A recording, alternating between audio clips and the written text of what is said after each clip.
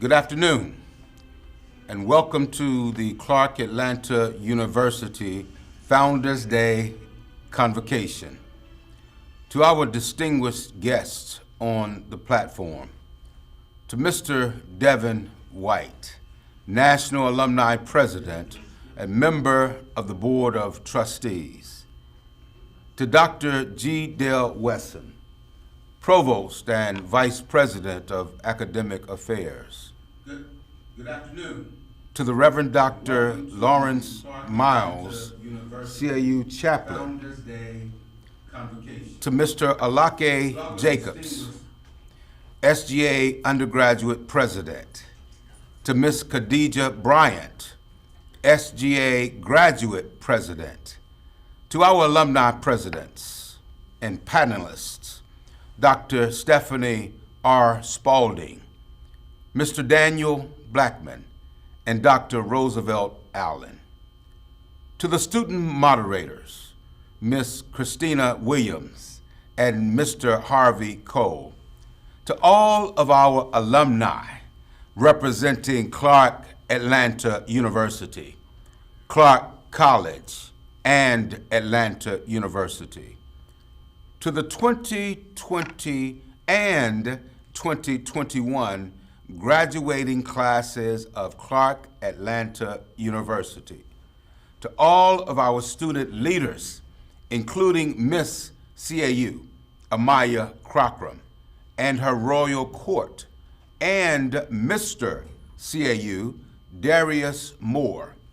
To our dedicated faculty and staff, to the members of my executive cabinet, and to our distinguished guests, parents, friends, and associates.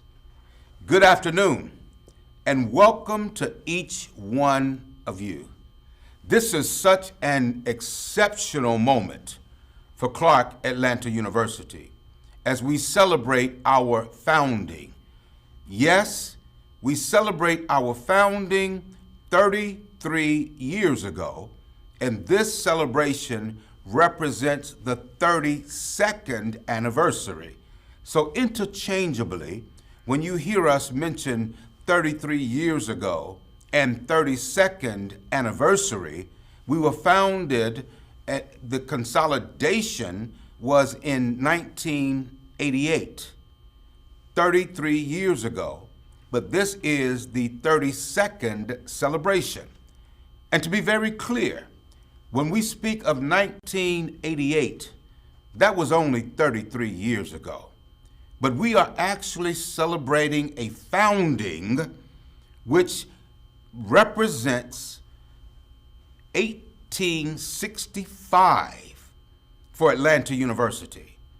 The same year that the Civil War was concluded, 1865, and for Clark College and Clark Atlanta University, 1869. So we aren't really celebrating 1988. We are actually celebrating 1865 and 1869.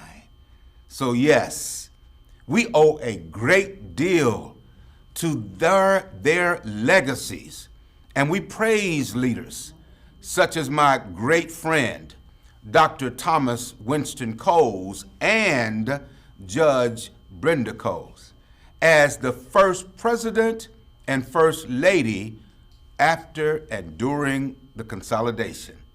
We also celebrate those who served on the Board of Trustees at that time for your leadership and your forward thinking.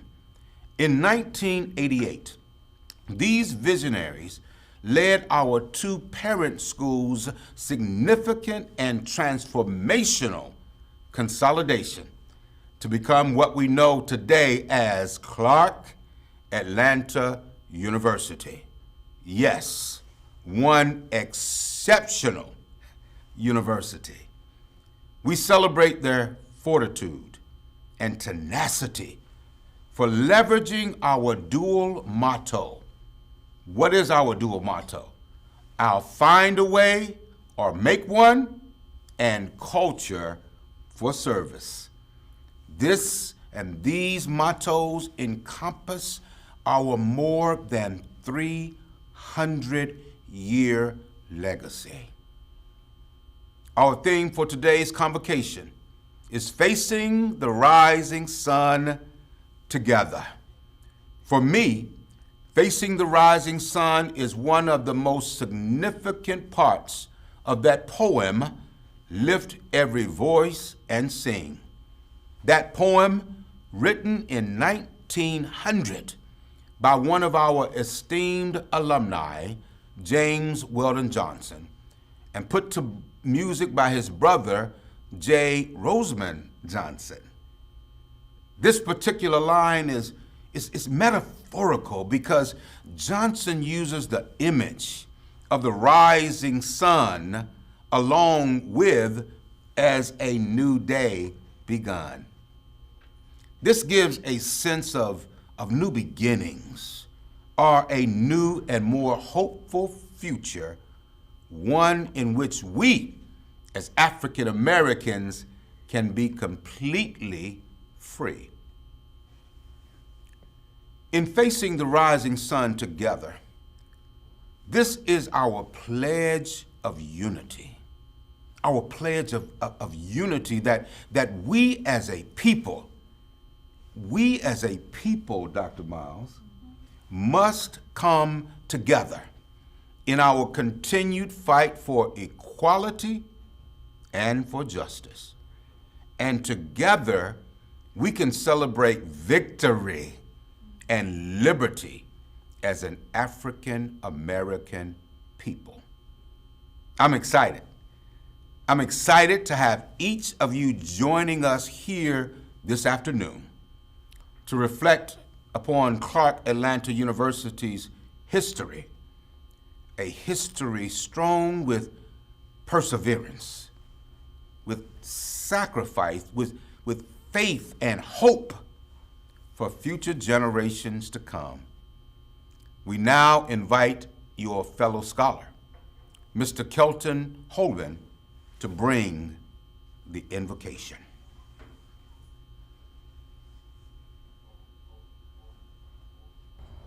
As we gather to celebrate 33 years of Black excellence, we would like to begin with a moment of prayer. To our ancestors, we thank you. We thank you for your sacrificial blessing.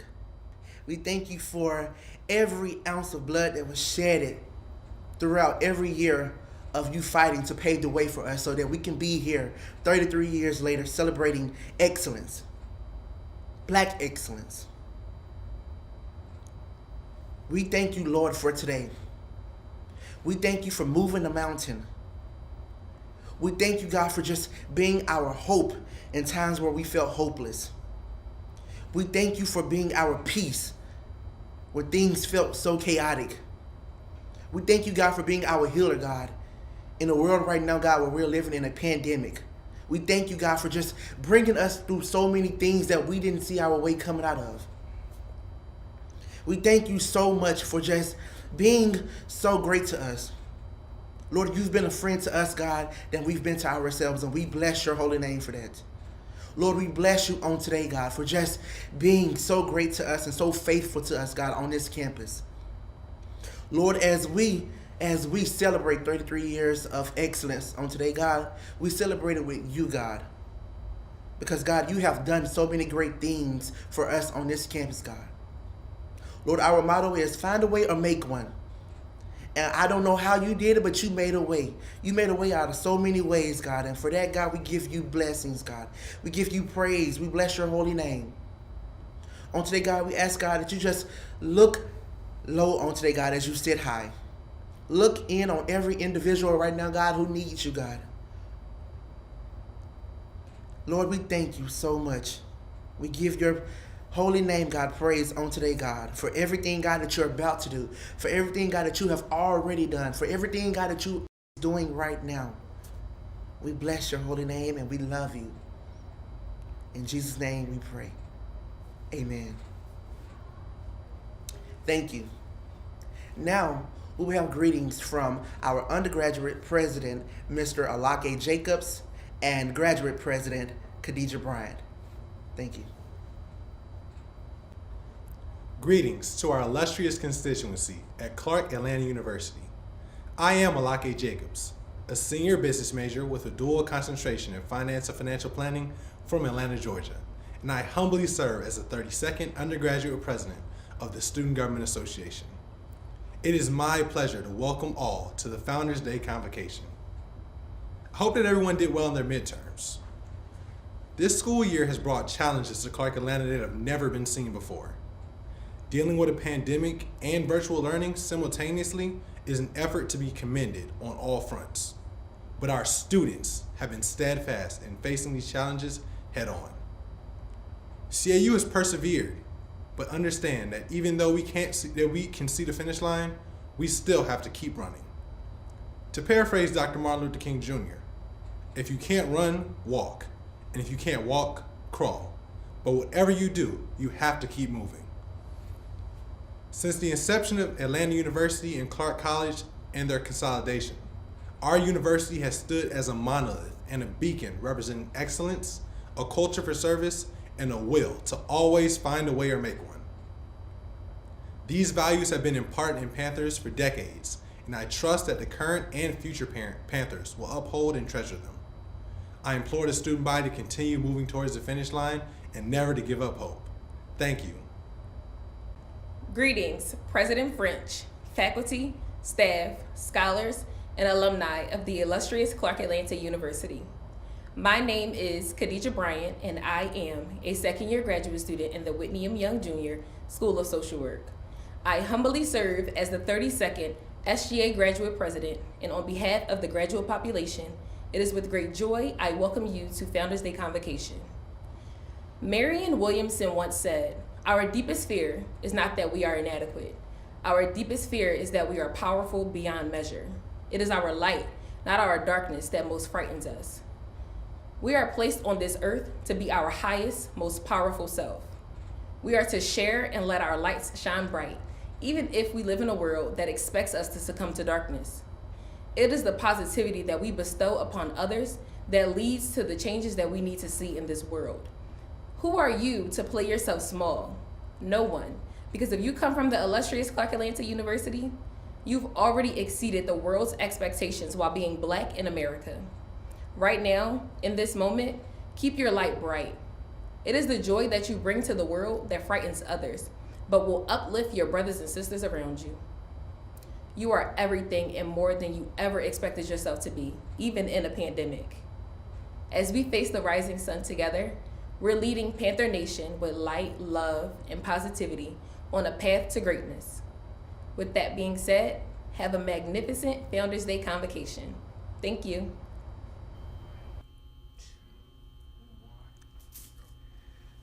Thank you, scholars. Thank you, scholars, President Jacob and President Bryant. Now let us celebrate in song with Lift Every Voice and Sing. Again, it is with great pride that one of our own legendary alumni, James Weldon Johnson, Atlanta University, class of 1894. Johnson penned this poem, and his brother, J. Rosamond Johnson, created the music for what is widely known across the world as the Black National Anthem. As a young child growing up in Louisville, Kentucky, my siblings and I learned this song early on through our parents, our teachers, and our community leaders. We sang this song with joy and with pride. Never would I have imagined, while learning this song, that I would have the opportunity and the privilege of leading this great university upon which this man walked these hallowed grounds, he and his brother. So yes, we sing it with pride But I ask the question, have any of us really dissected the meaning of this song? When you take in the spirit and the essence of the words that alumnus James Weldon Johnson penned, it's actually a rallying cry that still has a great deal of relevance even today. Even today, as much as it did in the late 1800s, even more so today. And after doing some research, I found the importance of each verse, and I realized it not only in my mind, but in my heart. And what I found was fascinating. Rather than giving you the meaning of each and every line, I prefer to share just a summary with you of each stanza. The first stanza of the poem focuses on singing and music. And we understand the significance of singing and music within the African American and African diaspora. We know that the African sayings were that the spirit will not come without a song. So we have the song and we have the spirit, Dr. Miles. We have the song and we have the spirit, Provost Wesson. The poem says that we should all lift our voices and sing together like one big happy family in honor of liberty. The song that the speakers call on us to sing is full of hope and full of faith. The second stanza digs into the very difficult history of African Americans. The poem refers to the stony road, not a smooth path, but a stony road that African Americans have walked, and the rod or the whip used to chastise them. The rod and the whip used to chastise our forefathers and foremothers. The stony road and the rod are both metaphors that suggest the violence and difficulty of the African American experience. But even so, the speakers call on us to, as listeners, to continue to have hope.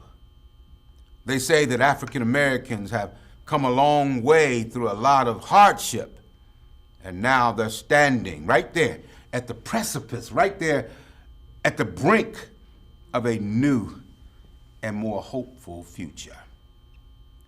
Listen, the final stanza of the poem focuses upon God Himself. The speakers acknowledge that if they've come this far, it's because of the big boss sitting up there in that cosmic cloud. It's God. It's God who has guided the speakers through difficult paths. And the speakers, they ask God to continue to guide them. The poem ends with the speakers hoping that they will forever, perpetually, never ending, be true or faithful to our God and to our native land. This version of Lift Every Voice and Sing is extraordinary, because you might note that our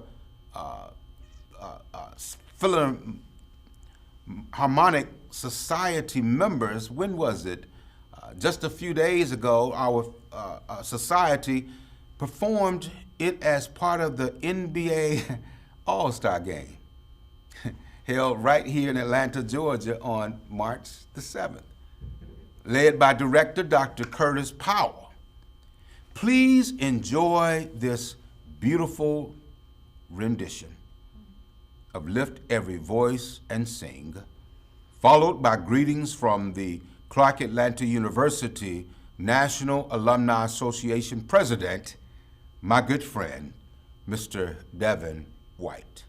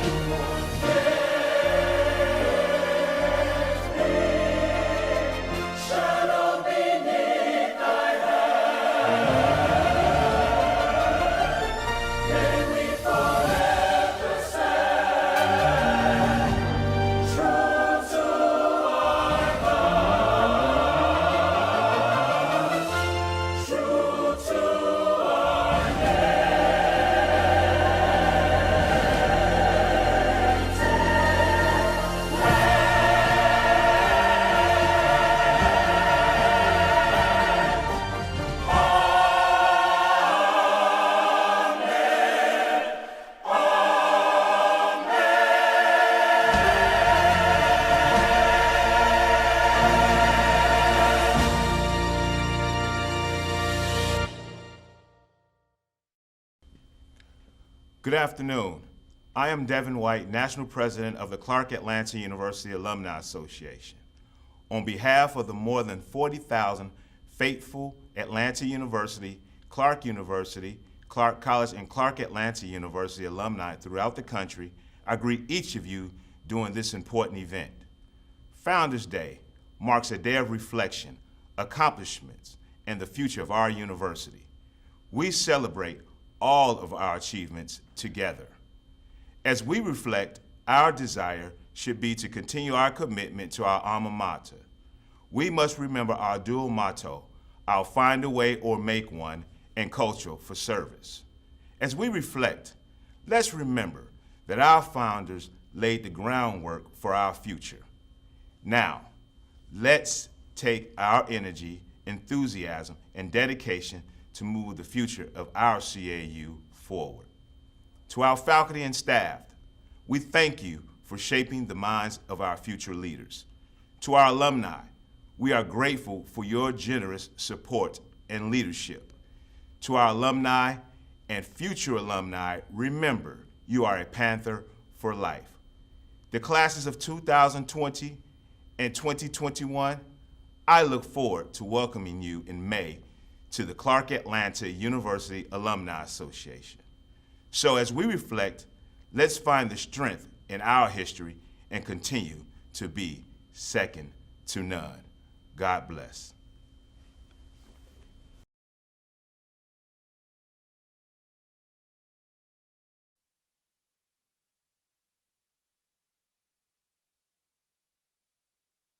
You family. I'm Dr. G. Dale Wesson, and I have the pleasure of serving as Provost and Senior Vice President for Academic Affairs. Clark Atlanta University's Founders Day dates back to the 1988 consolidation of two historically significant institutions.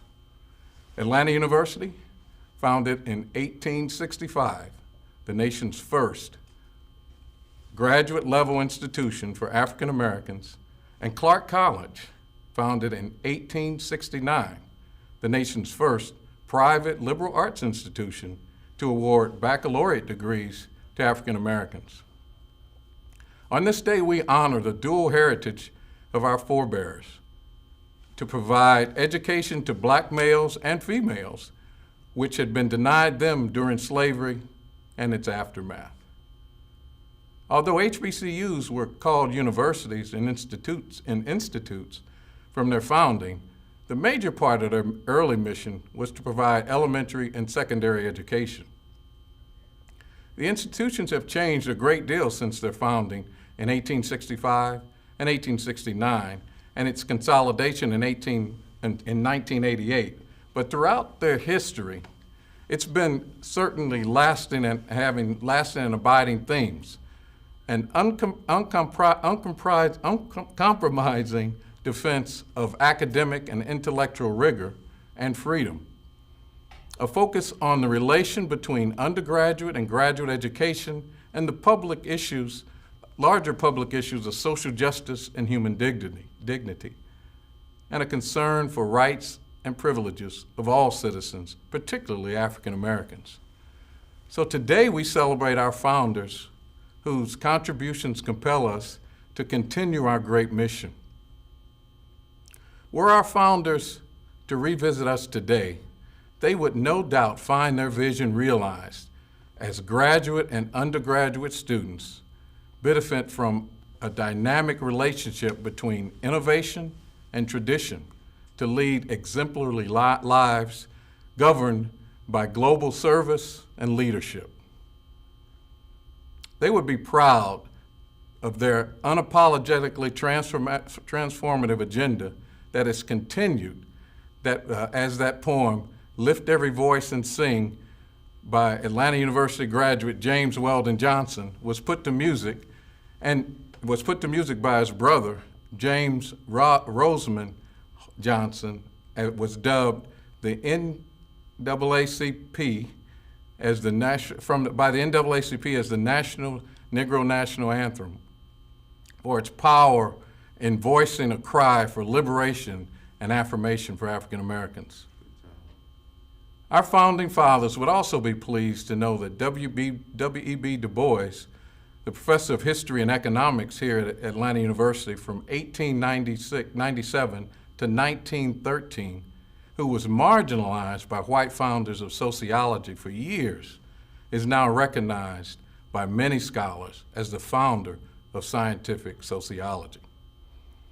Our founding fathers are beaming at seeing the number of graduates from this institution who have achieved great success in the sciences, social sciences, the humanities, and the arts, including the three panelists that are here today to share how their education at CAU provided the foundation for their current successes.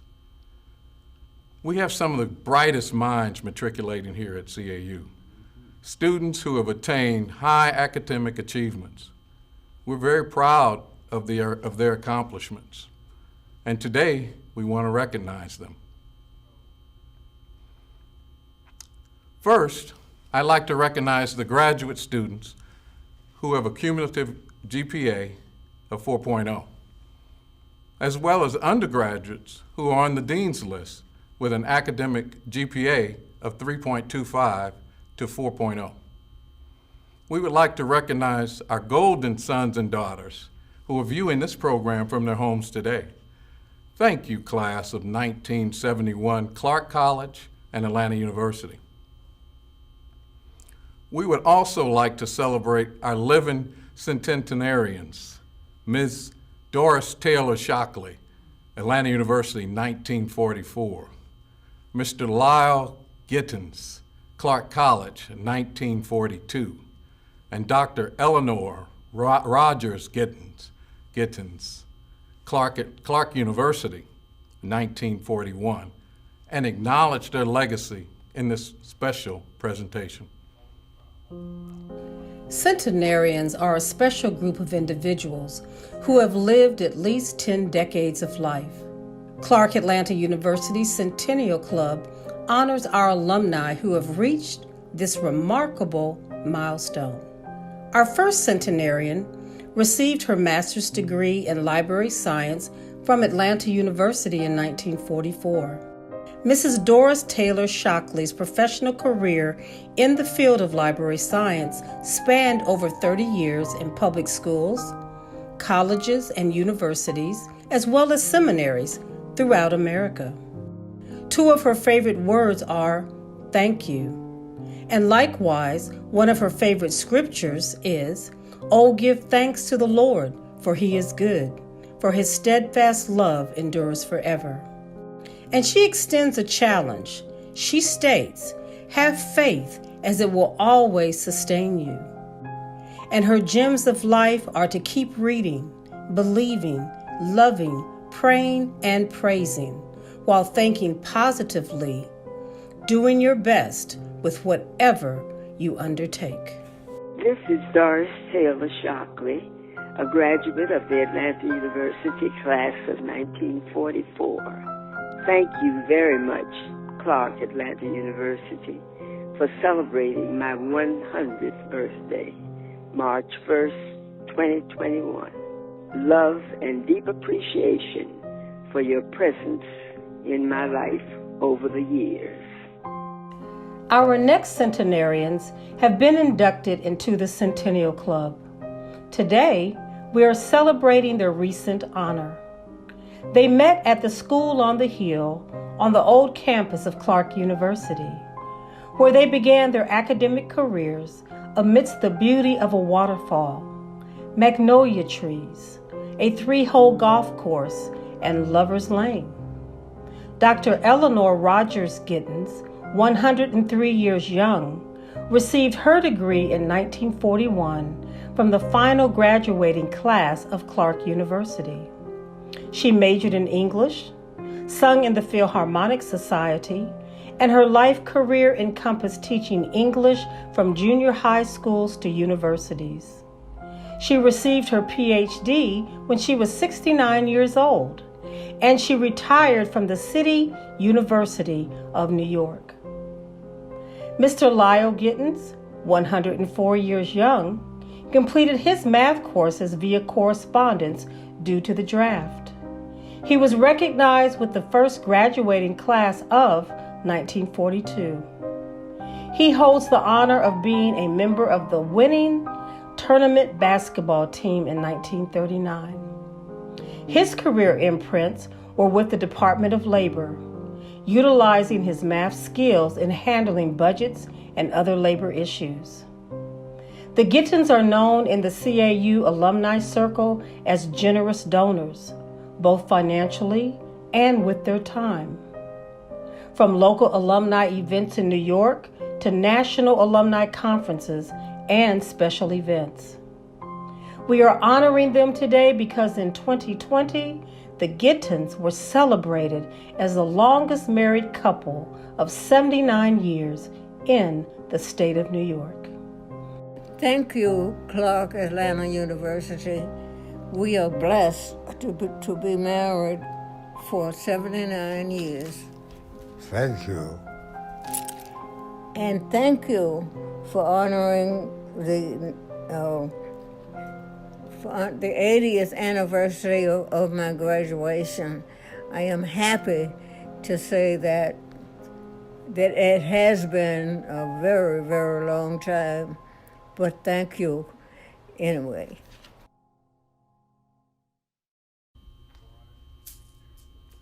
What an absolute delight to celebrate our outstanding students and alumni. It gives us a moment to pause and to be proud of the educational and innovative seeds that were planted by our parent institutions and the wonderful progress that continues to permeate throughout our history. I share these comments with you, scholars, on this Founders Day to let you know that you walk on hallowed grounds. You stand on the shoulders of greatness. You're not just any ordinary students. You're scholars from Clark, Atlanta, a school with a rich history. You are scholars from one exceptional university. We will now have a selection. He's got the whole world in his hands, from Cindy Lynn Turrentine Johnson of the class of 2021. He's Got the Whole World in His Hands by Margaret Bonds.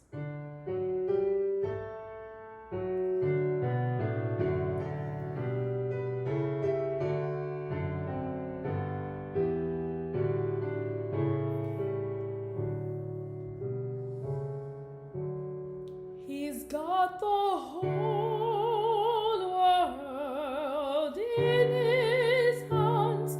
He's got the whole world in his hands. He's got the whole world in his hands. He's got the whole world in his hands.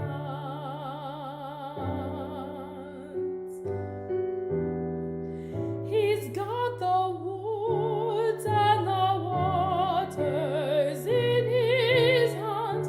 He's got the woods and the waters in his hands. He's got the sun and the moon right in his hands. He's got the whole world in his hands. He's got the bird and the bees right in his hand. He's got the birds and the bees right in his hand. He's got the beast of the field right in his hand. He's got the whole world in his hand.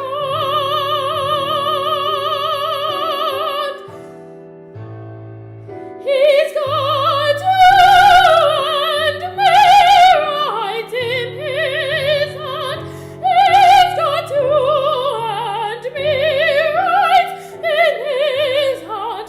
He's got everybody in his hands. He's got the world in his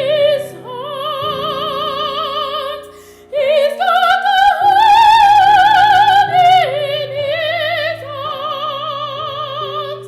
He's got the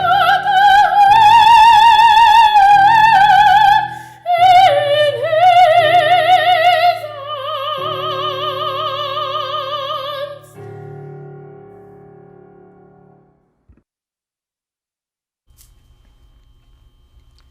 This afternoon, it is both my honor and privilege to introduce the moderators and panelists for today's panel discussion on three timely issues: health, politics, and social justice.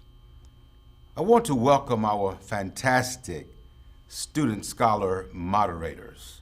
They are Ms. Christina Williams and Mr. Harvey Cole. Today's panel discussion features three esteemed Clark Atlanta University alumni who are powerhouses in their respective fields. Dr. Stephanie R. Spalding, a member of the class of 2000 Clark Atlanta University, will discuss her work as a social justice advocate. Dr. Spalding, an author, poet, and ordained minister, is an associate professor in women and ethnic studies at the University of Colorado. In 2018, Dr. Spalding was a candidate for the United States Senate for the state of Colorado. Representing the health field, we have with us Dr. Roosevelt Allen, Jr., a member of the Clark College class of 1983. Dr. Allen is a renowned urologist who Castle Connolly recognized as one of Atlanta's top doctors. A COVID-19 expert in urology, Dr. Allen is an ordained minister and is a great supporter of Clark Atlanta University's athletics program. Dr. Daniel Blackman, a member of the Clark Atlanta University class of 2002, will offer his perspectives in the political arena. Dr. Blackman has served as the Senior Vice President for Environmental Affairs and Sustainability at Capital Fortitude Business Advisors. Also, he has partnered with the Obama administration's Clean Power Plan and Power Africa initiative. He also served as an advisor to the Congressional Black Caucus and EPA on environmental justice issues. Family, as you can see, we have a first-rate panel of alumni who received their academic foundations at Clark Atlanta University. Yes, one exceptional university. Now, welcome and thank you for taking time out today to provide us with your thoughts about those three primary issues: health, politics, and social justice.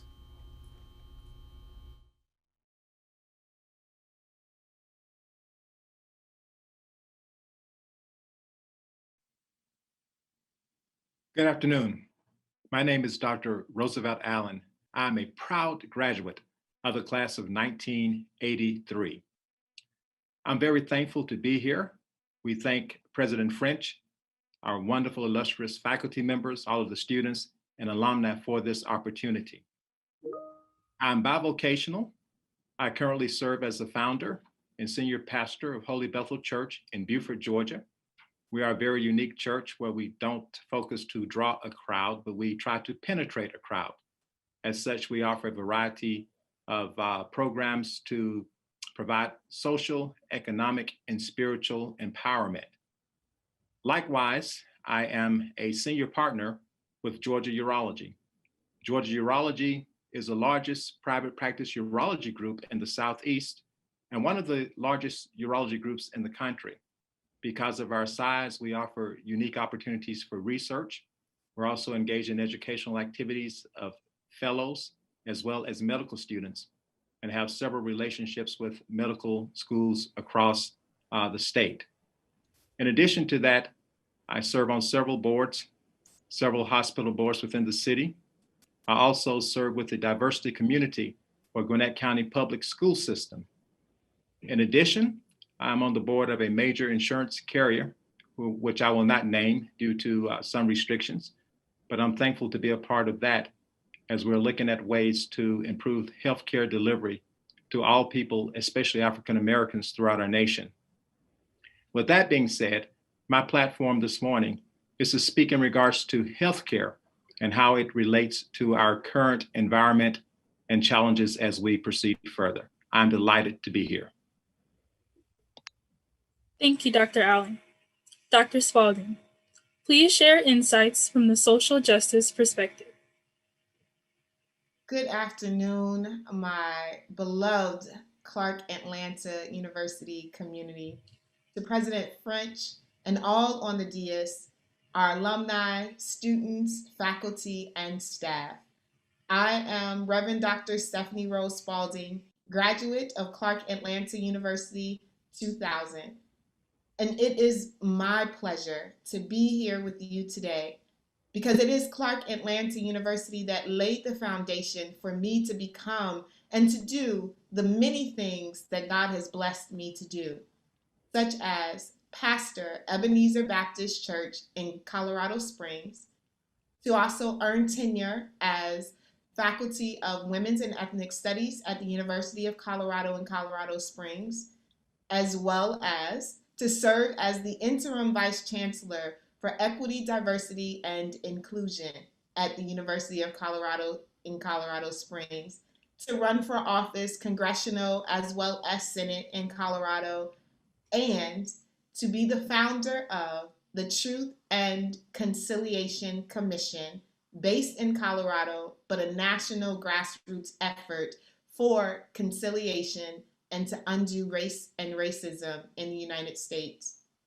It was on the grounds of Clark Atlanta University that I learned that every last one of us has a voice that matters in this country, in the dialogue for racial justice, and we are compelled, not just by the words that we hear, but by the foundation that was laid before us. Every brick at Clark Atlanta, every landscape, every word was forged in resistance and for the cry of justice. And it is my pleasure to be here with you to speak about social justice in these times.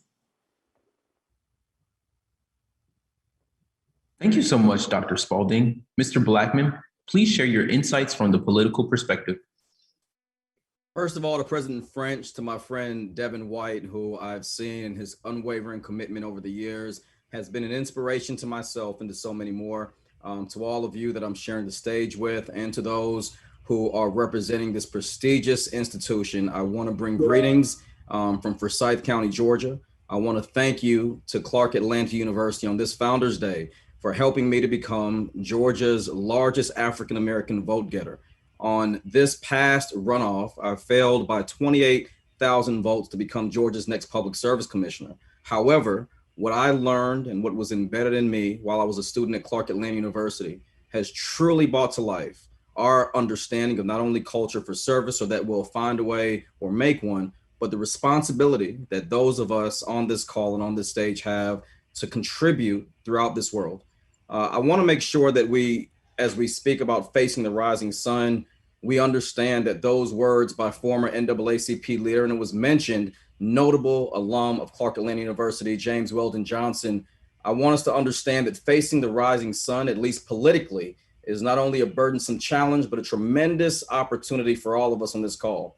And the question asked to me was, does politics govern the way society works? And if so, how? And my response to that would be that Brother Johnson also mentioned that you are young, gifted, and Black, and we must begin to tell our young that there is a world waiting for you, and their quest has just begun. So for all of those who are on this call, I want us to know that we have a tremendous opportunity ahead of us.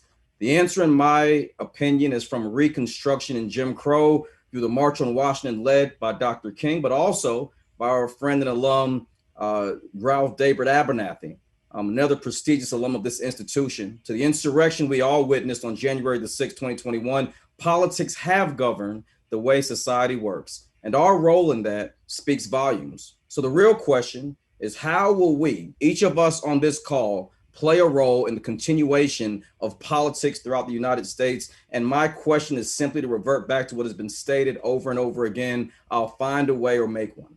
I'll find a way to address mass incarceration in the United States and to make sure that we're raising strong boys rather than to repair broken men.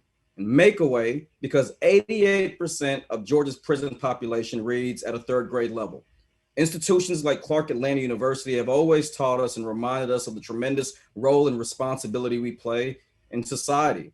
But we also have to find a way to address the human trafficking issue, which is also a political issue. And breaks my heart to say this, but Atlanta is currently number 2 in the United States for human trafficking. So it is our responsibility politically to be involved in this process to address those issues, especially since 1 in 3 women globally are victims of domestic or sexual violence. 1 of 2 of those women are women of color. To the great women that have made this institution what it is, our responsibility is a tremendous one. And it was mentioned by President French, my background in the environment. I also believe that it is our responsibility to commit to fighting the global climate crisis, a conversation that has not only had me in the US, but all the way in Europe ahead of the Paris Climate Accords with the Obama administration. Lastly, I'll say that our voice, our vote is not only a political statement, but also our sacred right and moral obligation. So I'll leave you with this. Use the words of our movement, the civil and human rights movement, when it says ours is not the struggle of one day, ours is not the struggle of 1 week or 1 year, ours is the struggle of not just one judicial appointment or presidential administration, ours is the struggle of a lifetime. For all of us on this call, what was given to us by Clark Atlanta University is our responsibility to give back to the world. I want to thank you so much, and I look forward to the panel discussion. Thank you so much. Thank you, Mr. Blackman. We have received pre-submitted questions from you, our audience. First, we will ask Dr. Allen. When thinking about the Black community, what is the biggest health concern and why? To answer your question, I'll say the following. It may look complex on the surface, but it's really not complex. For instance, as African Americans, we're more likely to die of cancer than any other ethnic group. When we're treated, we don't live as long. Many times we're diagnosed with significant illnesses such as diabetes, heart disease, et cetera, at younger ages than white counterparts. HIV, AIDS is an issue. We just don't do well with health. I can talk about all of these things and say, what is the thing that's killing us? What is really taking us out? I think that COVID-19 is another example. We're currently coming out of the pandemic, I do believe, but we were twice as likely to be infected by the virus, twice as likely to be hospitalized, and more than twice as likely to die. And looking at that data, I think COVID-19 simply spotlighted the main issue. There's a big mushroom of problems with healthcare for African Americans today. But when we get to the root of the problem, the main issue remains disparity in healthcare. There's a tremendous disparity when it comes to African Americans. Studies suggest that up to 89% of African Americans have health insurance, whereas 93% of white counterparts do. And that's despite the enactment of the Affordable Health Care Act in the year 2010. We have a ways to go. Even with the Affordable Care Act of 2010, there are many people who cannot afford insurance. And even for those who do have insurance, there's a lack of education. We don't come in early. Prevention is better than cure. The early bird catches the worm. We need to do more to educate our community in regards to early detection, their rights that they have as a patient when they go to see physicians. But all of these things come back again to disparity. We need to educate healthcare providers. There's still racial bias in the administration of healthcare. We need to not only educate providers to have cultural sensitivity, but I think that we need to also have administrators, those in government and insurance industry, et cetera, who make the rules, who are also sensitive to us and our needs. But again, there's such a disparity in healthcare. COVID put a spotlight on it. All of these other diseases put a spotlight on it. We have to find a way or make a way. That's why I'm happy that my colleagues are here on the panel, because although we speak of different things, they honestly are all interrelated. There's a lot of work that must be done politically and socially that will allow us to have the health that we deserve to have. I appreciate the REACH program that was put into play as administered by the CDC, which says that every American should be able to reach their highest health potential. That's a good start. But even with that in place, again, we need to combine our strengths together, find solutions, and get rid of the disparity. If we get the disparity out of the way, we'll live longer, we'll do better. Thank you. Dr. Spalding, do you think that the importance of advocacy, activism, and organizing should be taught in the education system? Why or why not? Thank you, Mr. Cole, for this question. I absolutely believe that advocacy and all of this work needs to be taught in our education system. As Dr. Allen just shared, in probably more polite terms than I would, the root of what we are experiencing in a very interconnected way is racism. And racism is impacting the lives of every single person of color that lives in the United States. When we look at the history of the United States, we were founded in an institution, in a process, in a way that advanced the dehumanization of beings, of bodies. When we look at the Pope and the Papal Bull in the 1400s that gave us the doctrine of discovery from the Catholic Church, it was rooted in dehumanizing and not recognizing the humanity of all people across the globe. This rootedness is part of why we have a cloud over every single institution that is developed, whether that is education, housing, jobs, healthcare, whichever you want to put your hands in. So if the soil is tainted, then the fruit is going to be tainted as well. And advocacy is not something that is radical. It is not something that is beyond any of us, as we have continued to hear throughout this conversation today, that advocacy is really the lifting of your voice to articulate what you need so that you are able and your community is able to stand in the gap and to move forward generations that have been disparaged, that have been cast aside, that have been marginalized. And so when we teach this, we teach the responsibility that we all have, not simply because of the life that we are living, but because we are in indigenous ways, we are bequeathed this land. We are bequeathed this opportunity for the generations that come behind us. And so it is everyone's responsibility to take hold of that work. And we must make sure that the generations who follow us are civically, politically, and socially aware of what they need to be advocating for and the process to advance the work that has already been started. Thank you. Thank you, Dr. Spalding. Our next question is from Mr. Blackman. As a respected community leader, impact investor, and policy advisor committed to fighting for environmental justice, public health, and political empowerment to uplift America's most vulnerable communities, where do you envision America's environment 4 years from now under the leadership of President Joe Biden? Why?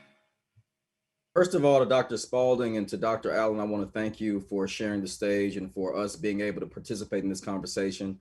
Look, environmental justice for not only decades, but for over a century has challenged overwhelmingly the Black community. I think that first and foremost, we are in debt to our Black farmers in the United States. 64 years ago, Black farmers in the United States owned upwards of 18 million acres of land. Today, we own less than 3 million acres of land. It was mentioned by Dr. Allen, if I'm not mistaken, the challenges of COVID-19, the global pandemic that we're currently facing. If you want to understand pre-existing conditions in the United States amongst Black and brown communities, then you must understand the high rates of respiratory illness and asthma. I grew up with asthma. My son has asthma. Black boys and girls in the United States get asthma 3 times the national rate. And when you understand how COVID has, really dismantled so much of our communities, we have to understand the importance of environmental justice and energy equity.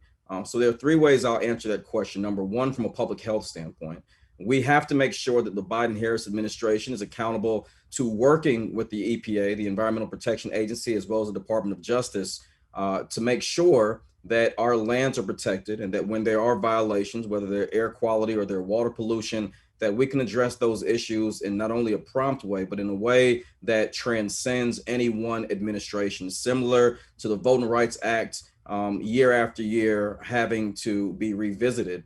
We need to have long and permanent policies in place to protect the air quality and the water quality well before our brother Eric Garner was choked or George Floyd was speaking his final words that I can't breathe. Black and brown folks haven't been able to breathe because of bad air quality for a long time, and we have to address that. Secondly, The Department of Commerce, the Small Business Administration, and the Biden administration as a whole collectively have to make sure that minority business development and participation in the energy economy is at the forefront of the conversation. It's not enough for us to have degrees from institutions like Clark Atlanta University if we are not able to take those degrees and compete at the highest levels.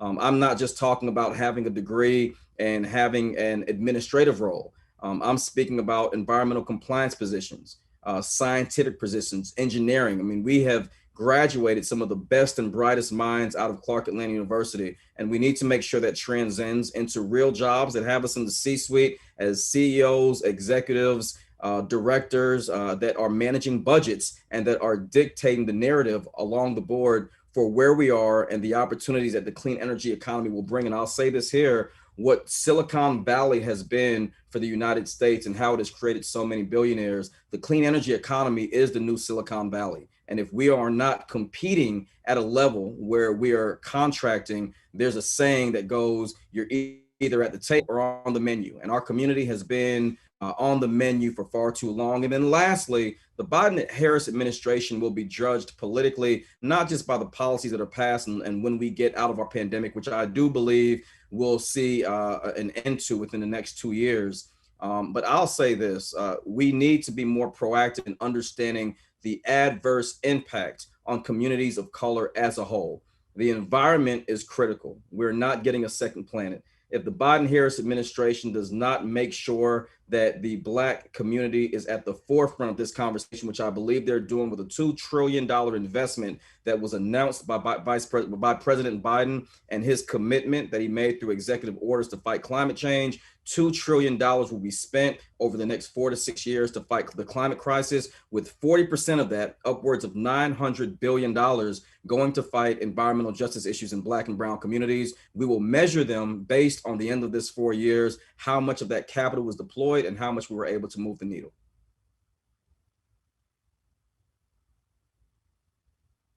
Thank you. Thank you, Mr. Blackman. This question is for Dr. Allen. Urology is the field of medicine that focuses on diseases of the urinary tract and the male reproductive tract. What was your passion behind entering this vast field? Thank you for your question. My journey into urology was quite interesting to say the least. You have to understand, or let me tell you, I came from a small town in rural Georgia. We're talking about so many things amongst the panelists today. And so I came from a town where basically the surrounding people told me that I was a second-class citizen. That's why Clark was so important to me. Coming to Clark was the best thing that ever happened to me because I had professors who looked like me, who understood me. I had professors who could challenge me, and I could love and appreciate their challenge because it was not based upon my race. To say that, it's just to even reflect back. I remember being able to talk to Mrs. Coretta Scott King for about an hour without interruption. She took such an interest in me, even gave me her home phone number, said she would help me in any way possible. I had snowball fights with Dick Gregory right at Clark Atlanta. And with that coming into focus, I also met someone there who was 8 years my senior, who happened to be from the same town. His name is Dr. James Kent Bennett. Dr. Bennett is a urologist. He's also a Clark graduate, went to Duke and later trained in urology, did some very innovative things, came back to Atlanta and started to do clinical practice. In the midst of his clinical practice, James was doing stuff years ago that are just now coming into mainstream, very advanced. And I looked up to him and got introduced to urology. And I said, that's a great field. Fast forward. At Clark, doing research, I was able to team up with Dr. LeClaire at University of Rochester and do research in recombinant genetic engineering, recombinant DNA genetic engineering, and also did many research projects for NIH. And because of the genetic engineering background, we started to look at oncogenes and cancers and all that stuff. But then I had the influence of James on the clinical side. And I said, why not do something on the academic side? Again, this goes into what Mr. Blackman was just talking about. Clark educates us in such a way that we can compete on the world stage. I remember going to Rochester, and there were kids there from Harvard, other Ivy League schools, and they were amazed at what I knew because the professors at Clark were so hard on me. And because of that, the generation of papers, I ended up studying with the gentleman, Dr. Mark Soloway, who was a well-known urology oncology expert, who later became chair at University of Miami. This guy was an expert in cancer. My job was to determine the genes involved in various cancers in the urology field. And so it was just that love for science, the desire to do research, being impacted by people like Mrs. King and James Bennett. James gave me an idea of what I could do, but Clark gave me the backbone to know that I could be anything I wanted to be and do what I wanted to do. At the time I went into urology, there were very few African Americans. So again, I think the panelists, this talk is continuing to come back to disparity, to making sure that we can get what we're entitled to get. But that's how I became interested in urology. But along the way, in doing the research, I began to take care of some patients, and seeing the smile on a patient's face when they were healed of something or cured of something began to mean so much that I left the research arena and went into clinical practice. And that's how I ended up in the clinical practice of urology. Thank you. Thank you, Dr. Allen. Our next question is for Dr. Spalding. Being a woman of color in a predominantly white male workforce can be overwhelming and exhausting.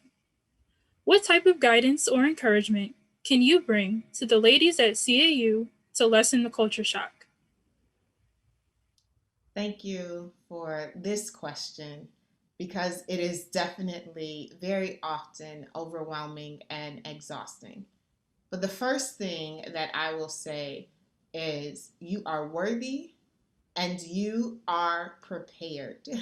Clark Atlanta, if nothing else rings true from this conversation today, Clark Atlanta prepares you to be in the room. It's absolutely true that women, particularly women of color, especially Black women, are often in situations in the workforce where we might be the only voice. We might be the only woman of color at that table.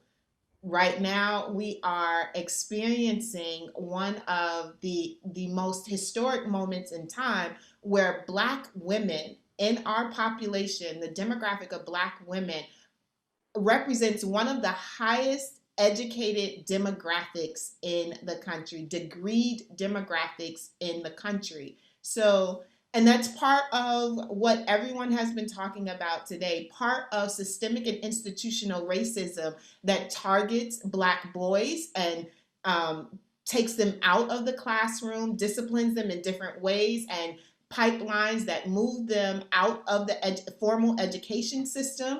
But there's a rise in how that is impacting Black girls as well right now.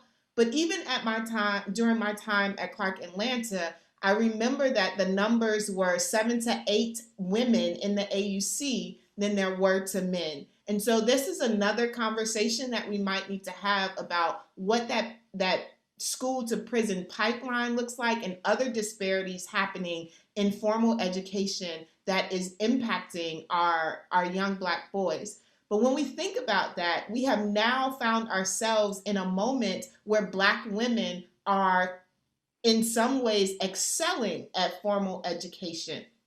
And so we still find ourselves to be often the only person of color in situations. But to my point, Clark Atlanta has prepared you to be in that room and to be a competitor, and not just a competitor, but a leader in that conversation. I remember being at CAU as an English major under the care of Mrs. Morgan, and she encouraged me to apply for graduate school but through the United Negro College Fund Andrew Mellon Fellowship. I had no idea. Dr. Allen talks about growing up in a small town in Georgia. Coming from a large city in Chicago, I had no idea that Black people Black women went to get PhDs. It was not in my wheelhouse. My desire when I came to Clark Atlanta was to become Claire Huxtable, because that was the image that I was seeing on my television screen in the early 80s. So law school was it. I couldn't be a medical doctor because I don't like blood, so there's that. Or either entertainment. I'm not the greatest singer, so again, that was out for me. So I thought that I would become Claire Huxtable because going to law school was the professional way into success. But Miss Morgan came to me one afternoon in Haven Warren and said, "You should apply for this fellowship program." And reluctantly, I resisted the first few times, but when she told me that they would help support my junior and senior year financially, I was like, you should have led with that, because I came from a family of 5 children. 3 of us were in college at the same time. And so she encouraged 3 of us were in college at the same time. And so she encouraged me to go through the program for the remainder of my academic matriculation at Clark Atlanta, and then to go on to graduate school at Purdue University. I remember when I got at Purdue, I felt out of place. It is a PWI, predominantly white institution. It is not a place where a lot of African American students, either at the graduate or undergraduate level, are present. And so I felt really disheartened my first few weeks there, having come from this incubator of love and culture and vibrancy of Black life. But then I saw myself in a graduate literature course and the colleagues around me having discussions about white canonical writers, but no idea about Countee Cullen. They had no idea about Alice Walker and Octavia Butler and anyone besides Toni Morrison. And that was the moment that I realized not only could I speak the language of predominantly white writers, but I knew more because I had a breadth and a depth around literature and experience and culture that they had not had access to. And so now, as I sit as one of the chief diversity officers in higher education in the CU system, I have a depth of knowledge that my white counterparts do not have. I have an experience that my white counterparts do not have. And I also know how to speak their language. So to my Black women who are going into the workforce, leaving Clark Atlanta University, you are prepared, you are worthy, and you are capable of leading in this workforce and bringing others along with you. That is the second piece. Do not simply be the first, but bring others along with you. Thank you. Thank you, Dr. Spalding. And lastly, for Mr. Blackman, the Atlanta University Center has always held a large presence within the city of Atlanta historically. What type of student programs are you advocating on a local, state, and federal level to ensure the AUC's student legacy continues? Well, I think that first and foremost, and again, I want to thank the panel. I want to thank Clark Atlanta University, President French, and all those who participated in making Founders Day 2021 successful. At the local level, I think it's very important for us to understand that currently 43 states have passed over 250 pieces of legislation in the United States that are considered voter suppression bills. We have to understand and know that the challenge we faced over the last 4 years with the Trump administration, while many people were focused on the tweets, I'll give the example of the Matador, which has a red cape, and the bull goes after the cape and not after the person holding the cape. And what Mr. Trump was able to do was appoint more judges federal judges at the federal level that are lifetime appointments than Obama and Bush combined at that point of his presidency. I think it's very important for us to understand the importance of the vote at every level, federal, statewide, and local. But I will tell students to make sure that the Atlanta University Center, not just Clark Atlanta University, is not just a fixture. Make sure that you are participating in the precinct. Make sure that you're actively voting. Make sure that you are supporting your student government association. You don't have to be political. You don't have to want to be a candidate. You don't have to want to work in politics, but your vote is your voice. And our responsibility to those who came before us is to make sure we're active in the political process. So that's what I would say locally. At the statewide level, I would encourage everyone to understand how the decisions that are made today have an impact on tomorrow. As a matter of fact, I'll leave on this second point with this. What we tolerate today becomes tomorrow's standard. At the statewide level in Georgia, the demographic has severely changed. We saw the election of John Ossoff and Raphael Warnock. Regardless of a person's politics, we're seeing a shift in Georgia. That shift means that we are doing, or at least on a trajectory, where we're going to begin to be more active in statewide politics in a predominantly conservative state. Within the next 2 decades, the United States of America will be a majority minority country. Problem I see at a statewide level is that in Georgia alone, we have 900,000 registered inactive African-American voters. It's almost 1 million votes that can determine any election, from governor to lieutenant governor to secretary of state to the person that manages our attorney general, which, to remind you of the Breonna Taylor situation, that was attorney general at the statewide level that decided not to prosecute those officers. We need to make sure that we understand how statewide elections affect and impact us. Then last, at the federal level, what I'll say is probably going to be a little bit different.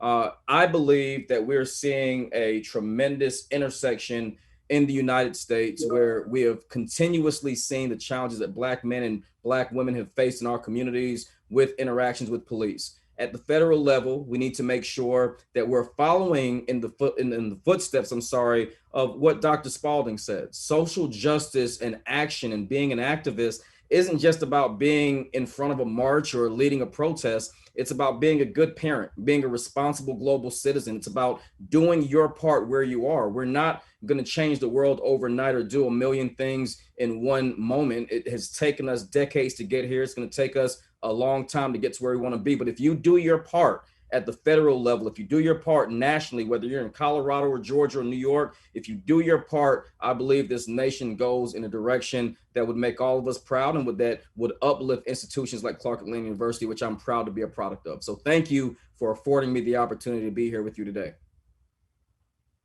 All righty. Thank you, Mr. Blackman, for that last question. We would like to thank our panelists for sharing their expertise in the fields of health, social justice, and politics. All are key issues that are extremely important to sustainability of our community and societies. Our program will continue with our esteemed president, Dr. George T. French, Jr. Thank you.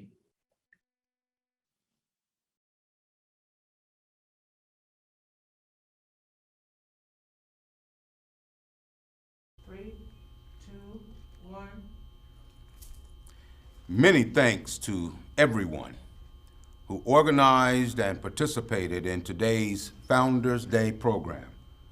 Thank you, Dr. Bass, and members of the Ceremonials Committee for always being vigilant and diligent in organizing programs like this. We appreciate you, sir. What a beautiful day to reflect upon Clark Atlanta University's past, to relish our present, and foresee what's in store for the future. Every day, every morning, I look at the rising sun, and I see so many new beginnings for Clark Atlanta University. We envision more hopeful futures for every student scholar who comes to our campus. Yes, we reflect upon an historic past, but yes, we are excited about the future. Yes, we are excited about the recent $15 million gift from Mackenzie Scott. We are excited about relationships with Apple and Microsoft and IBM. We are excited about the fact that we just left the governor and the lieutenant governor of this great state who are inclined to continue and provide more support for Clark Atlanta University. Yes, we stand on the precipice of greatness. Yes, we've been great since 1865 and 1869, and yes, 1988. That triangular relationship of 1988, of 1865, and 1869. And yes, even today, we've had the challenges of the COVID pandemic and social justice issues. But guess what? We found a way, and we made a way, because we have within our hearts and within our spirits a culture for service. We met these challenges, and we created even more opportunities for Clark Atlanta University. All of us today celebrate being part of that ancestral legacy that began more than 300 years ago with CAU's two parent institutions' foundings. And we pause here. As we talk about founding, we name names. We call names of those who were vigilant and diligent in 1988. Those like a Carl Ware, those like a Juanita Barranco, those like a President and Judge Coles, who took us into the future. And now we find ourselves standing on the shoulders of greatness, even under the leadership of our current Board of Trustees, to include Chair Gregory Morrison, Vice Chair Leonard Walker, and our Secretary of the Board, Stephanie Russell. We thank all of the members of the board for your vigilance, for your diligence, for all that you mean to this great institution as we continue to build on that foundation that was established in 1865 and 1869 as we face the rising sun of our new day begun to empower our student scholars. At the end of the day, that's what it's all about. It's about the nearly 4,000 student scholars here at the largest United Negro College Fund institution in the nation, here at the largest private HBCU in the state, here at the institution that is making headway, and we promise to lead with courage, because everything we do at Clark Atlanta University is to the benefit of our students and their success, not only while they're here, but even after they graduate. Students that make history. And yes, CAU has a proud history, rich in service, in excellence, and in leadership. Today, let us continue to celebrate our legacy by facing the rising sun together. Now please join us for the singing of the first stanza of the Alma Mater in homage to our parent institutions, Clark College and Atlanta University, and the entirety of the Clark Atlanta University Alma Mater, followed by the sending forth by Reverend Dr. Tanya Lawrence Miles.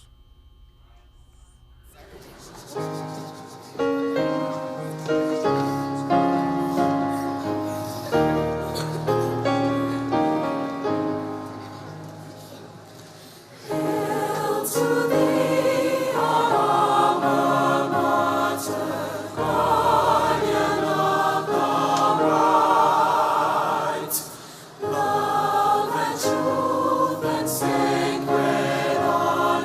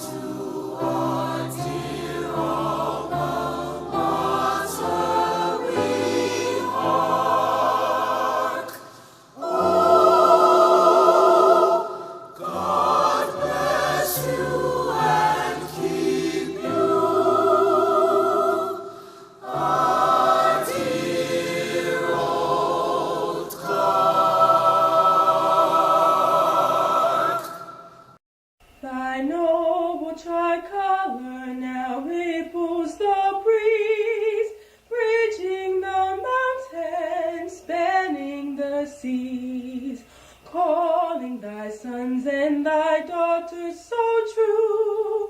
Reign Clark, Atlanta, we rally to you. Reign alma mater, our hearts be thy throne. Reign Clark, Atlanta, thou reignest alone.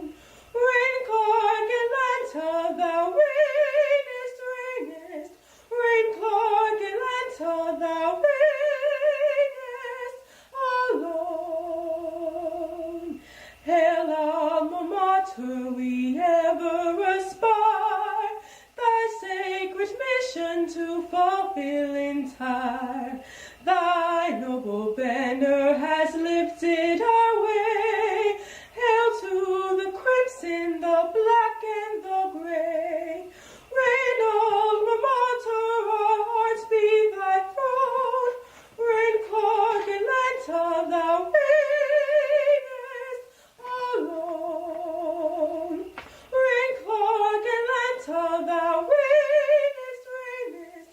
Reign Clark, Atlanta, thou reignest alone. Deep in our hearts shall thy precepts abide. Culture for service, our goal and our guide. Through stern privation, through fortune and fame, we'll find a way and achieve in thy name. Reign alma mater, our hearts be thy throne. Reign Clark, Atlanta, thou reignest alone. Reign Clark, Atlanta, thou reignest, reignest. Reign Clark, Atlanta, thou reignest alone. Reign alma mater, forever we pray.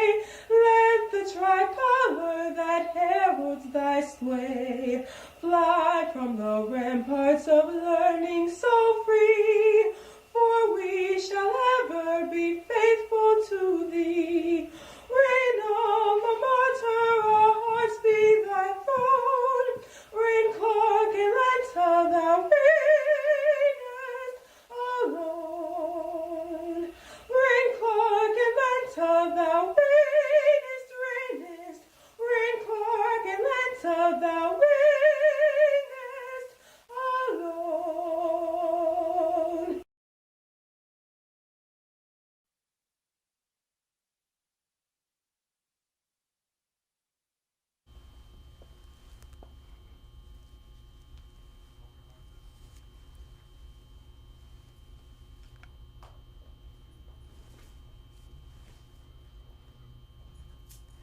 President French, Provost Wesson, Dr. Bass, brothers and sisters, we exist on holy ground, ground that has been drenched in the blood, sweat, tears, and faith of our founders. We exist on a legacy that continues today, a legacy of founders who fought the good fight, a legacy of founders who ran their race, a legacy of founders who faced the rising sun and through it all impacted the world. That legacy continues today through centenarians like Mrs. Shockley, Mr. and Mrs. Gittins, the Philharmonic Choir that lifted their voices in unity to impact the world, alumni on the panel who clearly take their faith with them every day into their good work. So brothers and sisters, let us continue to do the same. Let us take our faith and our good work with us into all that we do, that we might continue to live out the legacy that has been placed before us. So let us run on to see what the future holds. Brothers and sisters, strength, peace, hope, and love, may it be yours today and always. Go forth and be well. Amen.